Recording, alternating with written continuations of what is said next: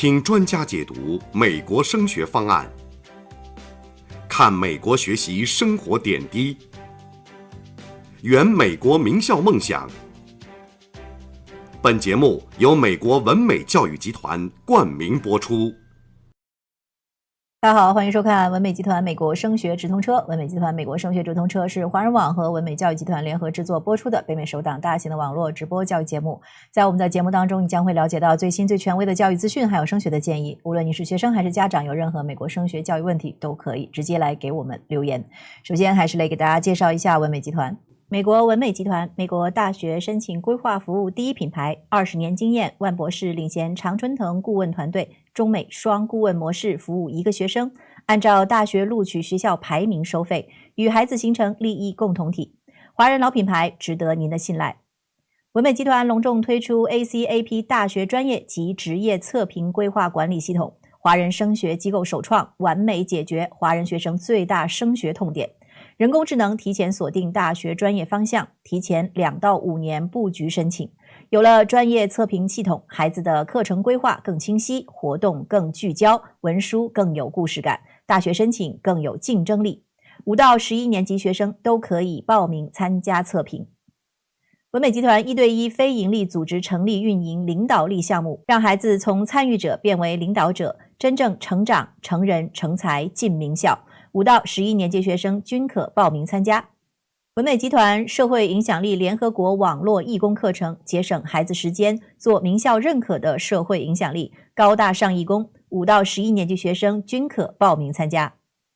今天我们为大家邀请到了前宾大的招生官，同时呢也是文美集团规划部文科项目的主管 Miss Mehr， 来和我们的华人家长聊一聊，从他作为招生官的内部视角来分析一下孩子们如何更好的规划自己的课外活动，尤其呢是在社会影响力的方面如何能够得到名校的青睐。那么这一话题呢是非常有意义的啊。那么我们下面有请 Miss Mehr。Hi everyone, welcome to another session. Today our focus will be on passion project. Let me open up with a very, very important thing that the admissions officers say all the time, which is that they're looking for students who don't just participate in their community, but they identify a specific need, develop a sustainable solution, and measure the outcomes, and then follow through that initiative. So that is rightly the difference between a good applicant and an applicant that stands out. An applicant that stands out is really going to be the one who does not really just passively contribute, is super active, gets involved, looks at what's happening in the community and takes action, because at the end of the day, schools are looking for change makers. As I mentioned earlier, today's session is going to be about passion projects. So let me tell you what a passion project is. A passion project is the centerpiece of your extracurricular profile. It's not a club that you joined. It's not a class that you were assigned to take. A passion project is really something that you build, something that did not really exist earlier before you decided to create it. So that is something that you're super passionate about, and you end up creating it. You end up finding something in your community, for example, and end up doing something about it, and that could be your passion project. At schools like Harvard, Yale, and Princeton, where the acceptance rate sits between 3 and 5%, a passion project may be the most it probably is the single most powerful differentiator in your application. Here's the reality of the landscape you're stepping into. Harvard's acceptance rate for the class of 2028 was around 3.6%, and Yale was about 3.7%. In 2025, And 2026 admission committees are sharper than ever at spotting inflated resumes from authentic passion projects. And the game has really changed. And a passion project is how you play it well. I am now going to talk a little bit about some passion project ideas, some hypothetical students. And let's say, let me give you 4 hypothetical student projects. And that might give you a better idea as to what a passion project entails. So let's start with case study 1. The student is a mental health advocate. So imagine a student named Maya who struggled with anxiety in middle school. By high school, she noticed her peers had nowhere to turn to and they were struggling. So she saw this issue in her community, and that was something she had firsthand experienced herself. So she wanted to do something about it. She wanted to take action. So she founded a student mental health awareness nonprofit. She partnered with schools, counselors to host monthly workshops. She brought in licensed therapists for virtual panels. She built a resource website designed specifically for teenagers. Within a year, she'd expanded to 3 schools in her district. Here's what this project did for her application at the Ivy League level. It showed empathy, leadership, organization skill, a sustained commitment to something real. And in essence, a passion project just has to be a proof of your personal character and values. And that is what it's really doing here. And Maya's project made that proof impossible to ignore. Now let's talk about case study 2, which is for a student who is very, very interested in the STEM side and ends up wanting to develop the STEM Access program. Let's say there's a hypothetical student named Daniel. Daniel grew up in a lower income community and wanted to give kids in his neighborhood access to STEM. So he had this experience himself, like, he had firsthand seen that in underserved communities, we don't have a ton of access to STEM resources. And now he is all up to give something to his community, to do something about this problem that he noticed. And he has a personal connection to it as well. So he founded a free after-school coding and robotics program at his local community center. He recruited classmates to help teach. He applied for a small grant from a local business association, and he got it. He organized an end-of-year showcase for students, parents, and community members. And this could be his passion project. The STEM Access program. I do want to say that, admissions officers, especially if you look at a school like Princeton, they really look for students who make a difference in their schools and communities. And Daniel's project in this case study was exactly that: specific, verifiable, and built to outlast him. Now let's talk about another passion project idea. Case study 3, the climate science publication.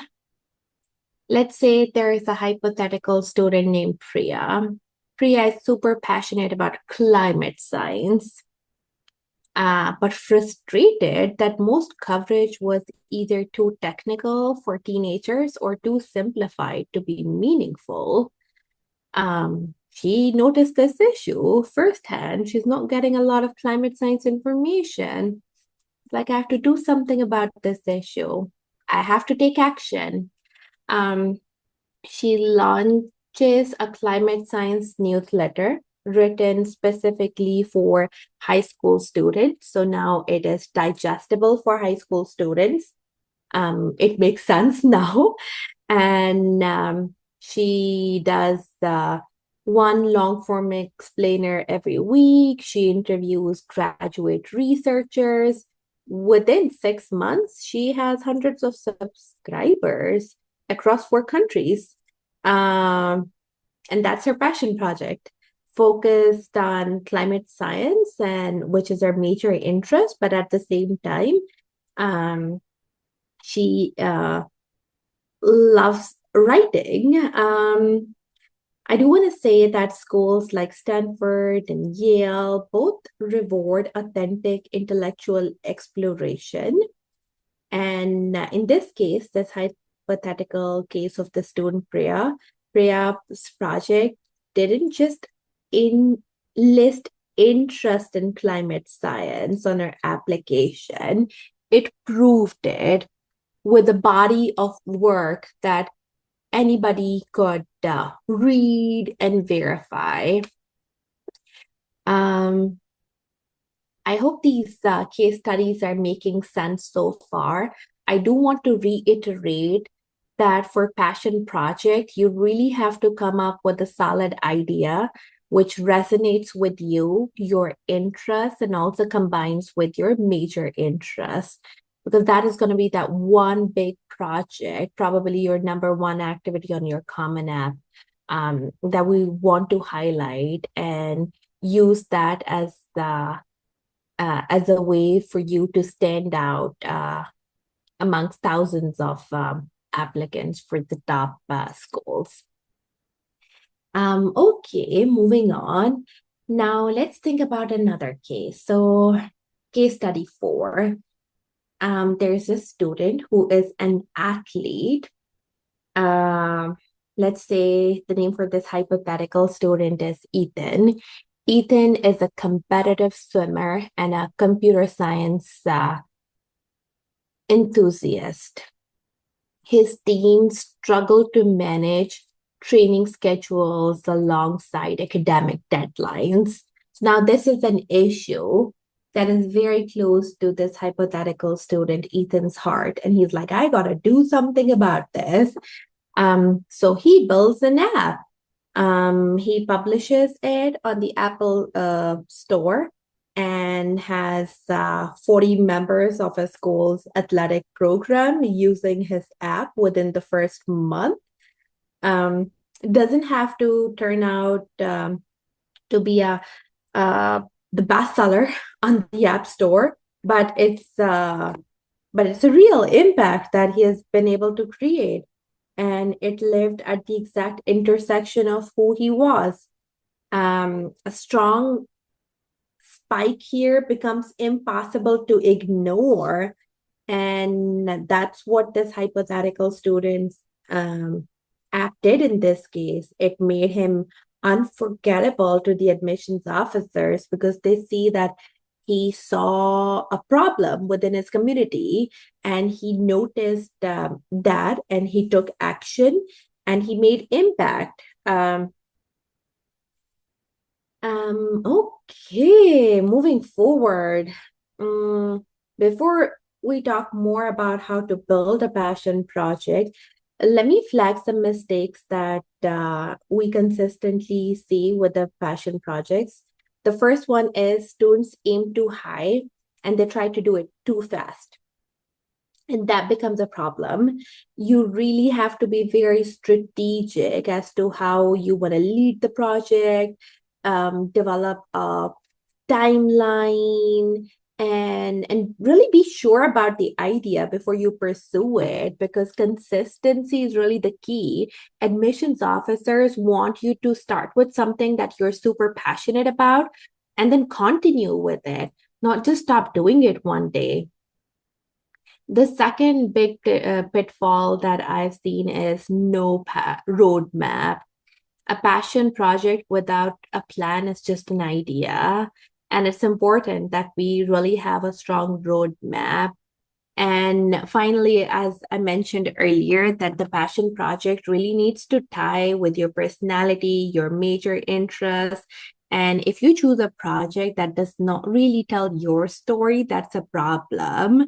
And admissions officers can spot an inauthentic application instantly. They've seen the same manufactured stories too many times. Your passion project needs to feel like a natural combination of who you already are, not something engineered the summer before the applications. And parents, I want to address you directly here. It's important that, we have authentic ideas in there. Admissions officers are easily able to spot projects driven by parents and the projects that are not very authentic. So it's important that the project needs to come from the student. Admissions officers are trained to spot the difference. The best thing you can do is ask your child, what problem do you actually care about solving? And then support what they come up with. Okay. Since I gave you quite a few case studies and ideas for the passion project already, I do want to say that there are some highlights within the strong passion projects, which are, of course, those are things that a student really wants to do, deeply connected to who the student already was, shows sustained commitment over time. And it's not about really stacking your resume. It's about contributing to something bigger than yourself. And so those are some things that the admissions officers are looking for. Now, I will be spending some time going over how do I decide what kind of passion project should I lead? Should I do a solo project? Should I do a group project? Should I create an app? Should I write something? What really makes the most sense for me? This question obviously keeps on coming up. And for this one, I do want to say that it's important that you pick on something that, of course, you really care about and you are keenly interested in that. But I will go over some stages as to how one should be leading a passion project. The first one is doing a lot of research and brainstorming. So going over different ideas, seeing what makes the most sense, then doing planning, like, creating an outline, thinking about, okay, what my milestones are going to be, how I'm going to lead the different things, what do I need? So going over that and then moving on to the implementation piece. If you move directly to implementation, that can be a problem and a challenge. And a lot of times leads to a lot of roadblocks. And once you have implemented, then, work on marketing. You could create a marketing strategy early, but after you have implemented or executed in a way, then worry more about marketing and then expansion. Expansion is something that, of course, you'd have to work towards as well, but don't worry too much about it in the initial stages. Now, I will also spend a little bit of time going over, if you were to start a nonprofit, how would you do it? If you were to start a nonprofit, the first step obviously is brainstorming, writing the mission statement, defining your scope, who you're serving, what you're trying to make, research similar organizations in the area and so on, and then doing the planning where you build your organization chart, what role does your organization need, marketing events, etc. And then you move on to implementation where you set a date for your first event, and so on.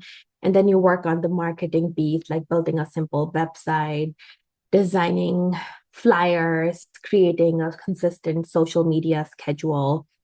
And the final step is expansion, as I mentioned earlier. Can you bring in other schools? Can you apply for grants, tracking metrics, and getting feedback, etc. Then you would follow a similar roadmap for app development as well, and also for any kind of publication that you might be leading. Finally, I do want to leave you all with like a higher level picture here.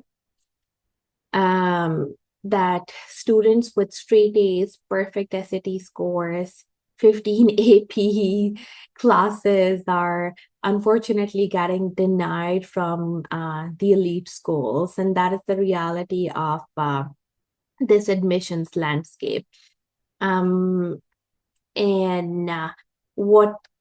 Because those students normally don't really have a cohesive narrative. They don't really have a differentiator, because academic review is just the first step. After that, you really have to show them that, you're ready for the kind of commitment and rigor that school offers. So what differentiates you is from other applicants is going to be your story, and only you can tell your story.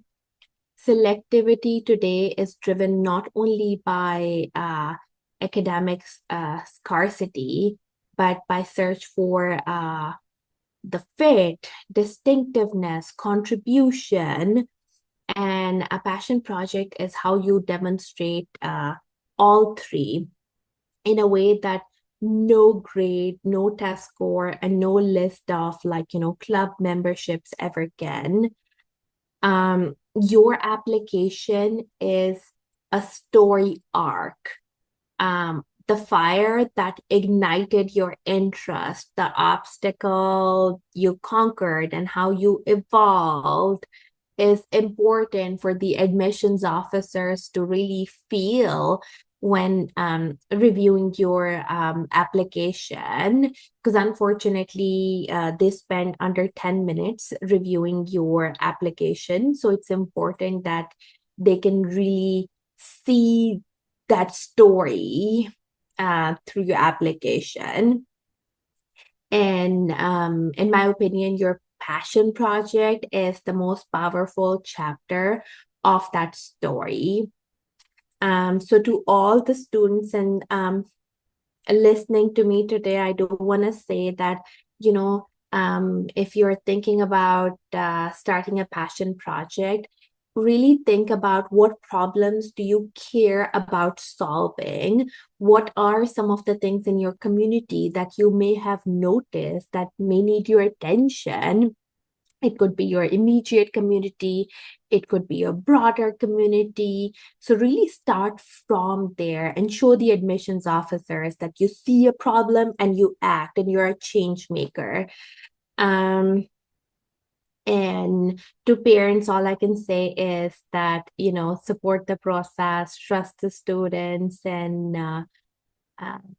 of course, that's very important. And I guess the work starts now. So I do want to thank you all for listening to me, and hopefully this was a productive session about the passion project, and hopefully this will help, and you all hopefully may have gotten some ideas as well for your passion project. So yeah, good luck. Thank you, and bye for now. 感谢 Miss Mehr 女士今天和我们的分享哈，您有任何的问题的话，都请来直接咨询文美集团。美国文美集团，美国大学申请规划服务第一品牌，20年经验，万博士领衔常春藤顾问团队，中美双顾问模式服务一个学生，按照大学录取学校排名收费，与孩子形成利益共同体。华人老品牌，值得您的信赖。